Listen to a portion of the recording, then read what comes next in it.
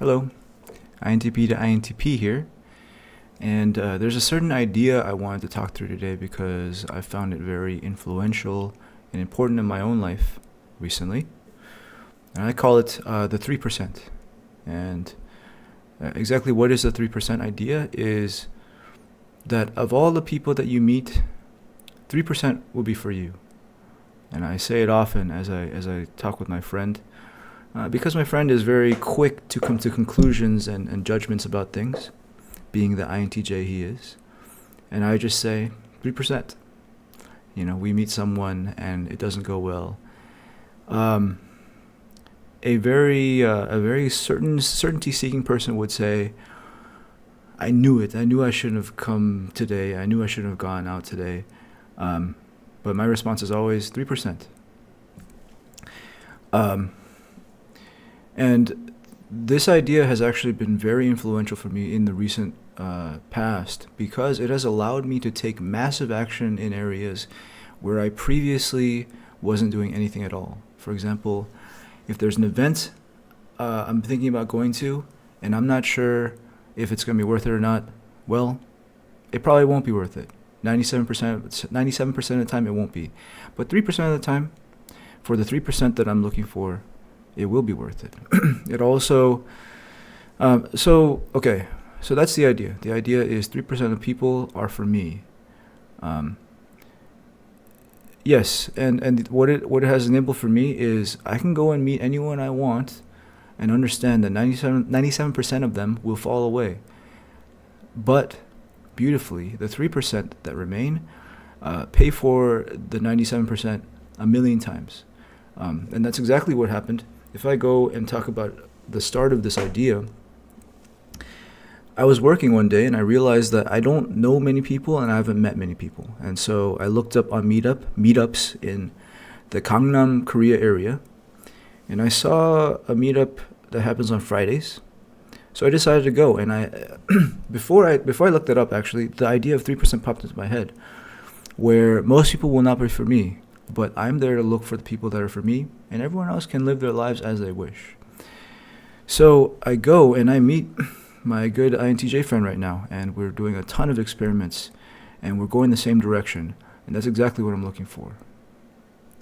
I've been thinking about this, so I've put together a couple of references that are relevant.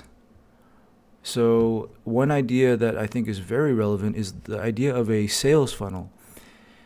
People that are running, like people that have created startups, they're not trying to sell to everyone because they understand that, first of all, most people do not know who you are at all.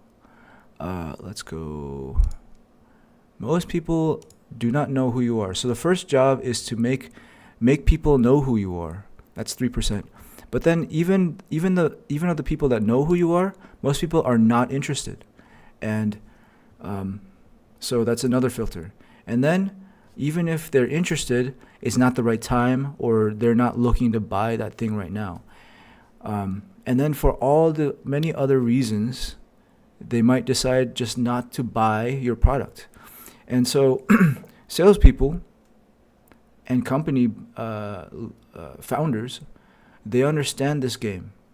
And they understand that if this is true, then the first thing you need to do is expand the number of leads you have such that the chances of you finding someone that is willing to go through all the action, first of all, they're interested, they're a potential customer, and the timing is right, and they have the funds, and they're interested. They don't have an existing solution already. All that stuff, they're taking action. In order to get that 2% here, and in my theory 3%, you need to meet 1,000 people in order to have the working company. Sales funnels is an idea that I think is very related to this. Let's see other ones. Oh, there's 2 Bible verses here that I thought of. Jesus actually says, there's another Bible verse I can find too. Let me find that. There are 2 references I thought of. Hold on. Why is my mouse stuck? Oh, there you go. Okay, so let's talk about these 2 Bible verses, and then I'll talk about another one I thought of. Whoever has ears, let them hear. So Jesus is basically saying, if you're part of my 3%, if you're someone that has it in them to hear what I'm saying, then listen. Everyone else, it's fine. Because here's another verse that that Jesus says, don't waste what is holy on people who are unholy. Don't throw your pearls to pigs. They will trample the pearls and then turn and attack you. So he's basically saying, if someone's not willing to listen, it's okay. You don't have to talk to them. There's another quote here. There are three types of people: those who make things happen, those who watch things happen, and those who wonder what happened. So if you're someone that wants to make things happen, you don't have to talk to the people that are going to wonder what happened. They're not interested. If they're watching, I guess you can talk with them, but they're not going to make it happen with you. So they're not your 3% if you're moving in a direction.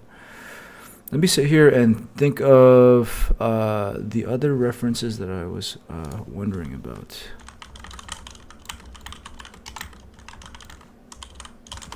There is a Bible verse, again. Here's another one, where when Jesus told the disciples to go out and share the gospel, he said, ask people if they can receive you into their house, and then if they can't receive you or hear your words, then shake the dust off your feet and move on. That's what he said. And this is once again this idea that I don't have to be attached.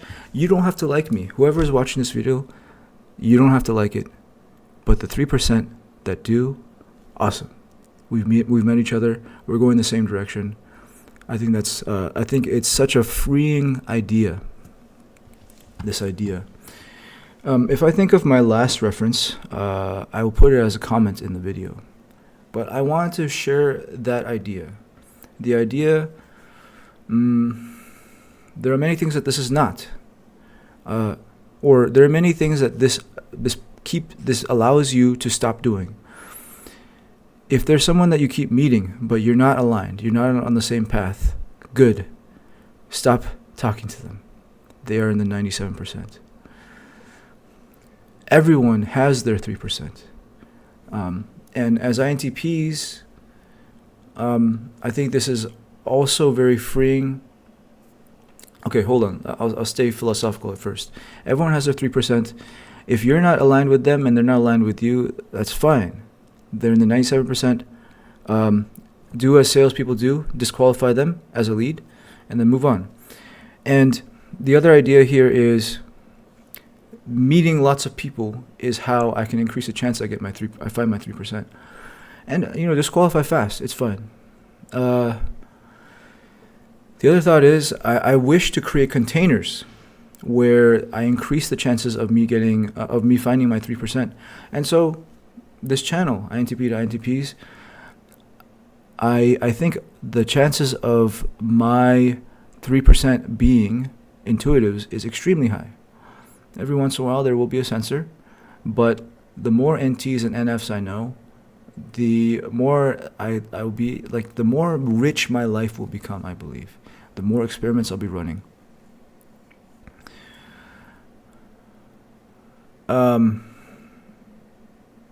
That's the idea of 3%. To go into the functional perspective, I think this is deeply tied to taking the gas off of inferior FE, extroverted feeling. As an INTP, I feel that growing up, as a self-protection mechanism, I just overdo FE. I learned to overdo FE so that I can really avoid the noise of that coming into my life. And so I treat everyone really nicely. I listen and all this stuff. So much so that it can really get in the way of me being authentically INTP, TINE, thinking and experimenting. And with this concept of a 3%, I feel like it's a very freeing idea that allows me to be authentic, where I can understand, yes, this person is probably also someone that is better off not knowing me. They're 97%. So I won't waste their time. I'll find out if they are not a good fit and move on.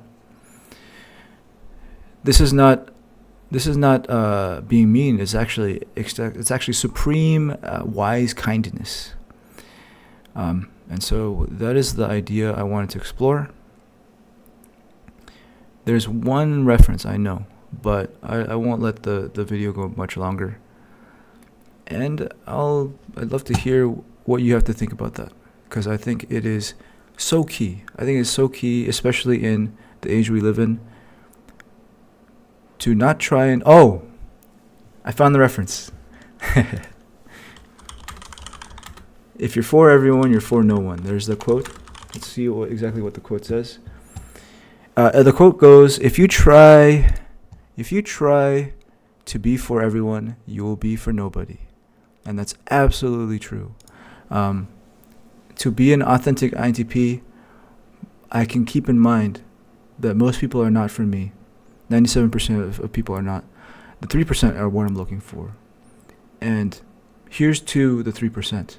The people that are listening to this video, maybe you're the 6%, but you could also potentially be the 3%. And I think it is there. It is in that refined authenticity that we can find the riches of our life. I'll see you in the next video.